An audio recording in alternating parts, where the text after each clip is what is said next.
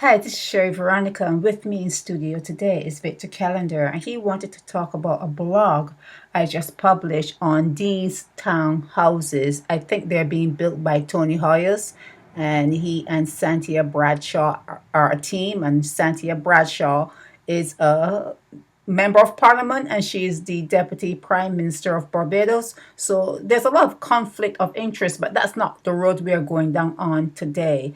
Victor, welcome into the studio. Good morning, Sherry. Yo.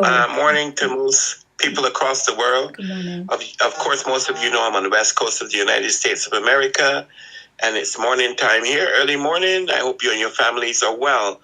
Let's talk about these chapter-looking houses being built by the government of Barbados.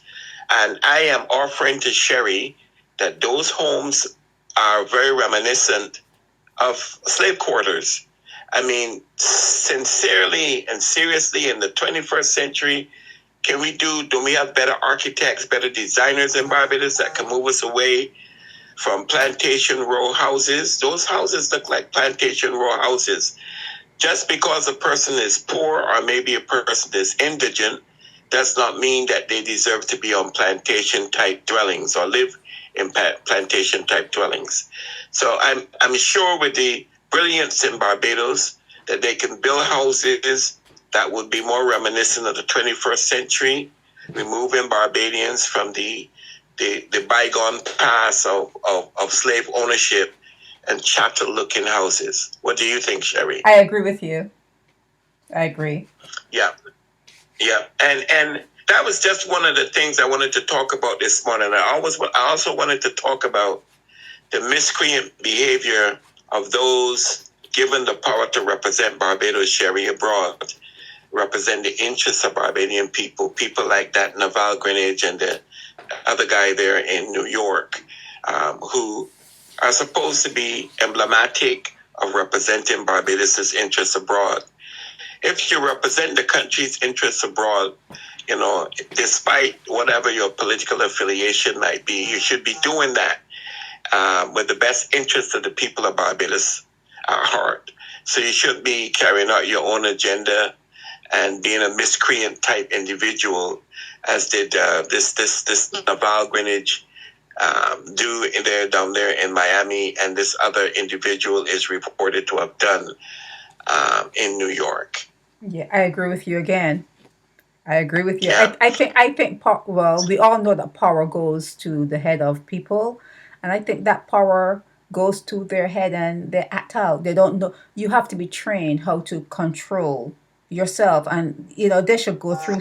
I think Barbadians who are appointed to those roles should go through a psychological kind of training so they know how to behave. They just know how to behave so that the backlash doesn't make Barbados look bad and people are reminded, oh, it was a slave colony, it was a slave port, and you don't need those reminders. You really don't. And the third thing I want to mention is the 12-year-old who was raped, mistreated by allegedly by a school teacher. Mia Motley, Santia Bradshaw, Minister of Education, Dale Marshall, when are you going to start waking up?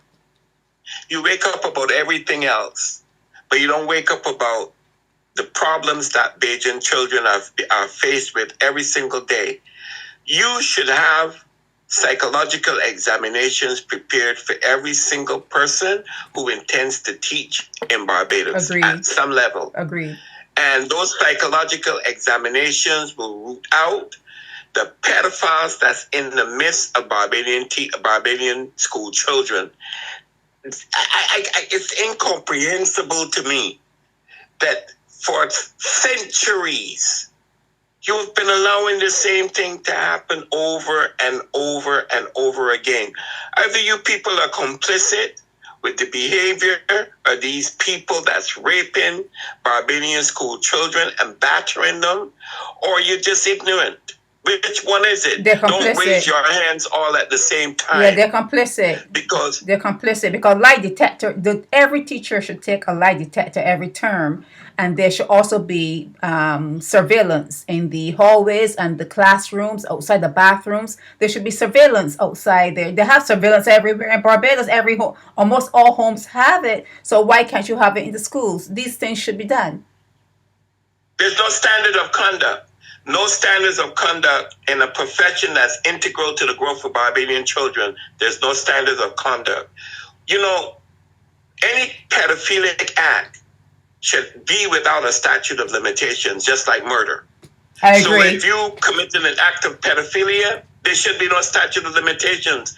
People are doing it all over the world. Mia Motley, you are logging jet miles all over the world to deal with issues, but the most important issues stay right there at your feet, and you have done nothing They're to complicit. try to protect Barbadian children. They're complicit. It's almost as though they want them to grow up damaged. It's almost like designed to be that way. But that's just my opinion. It's my opinion too. It's my opinion that things should be changed as far as these people that they're concerned. We should root them out. We should publicly shame pedophiles and woman abusers and elder abusers. They should be shamed in public for their behavior. And the fact that the government of Barbados is complicit.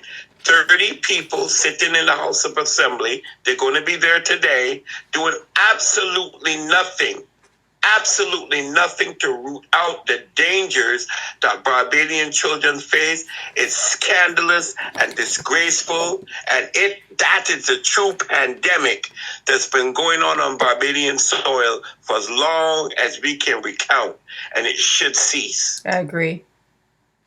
That's all I had to say today. Thank you. I agree with everything you've said. This is Sherry Veronica, Naked Departure Radio.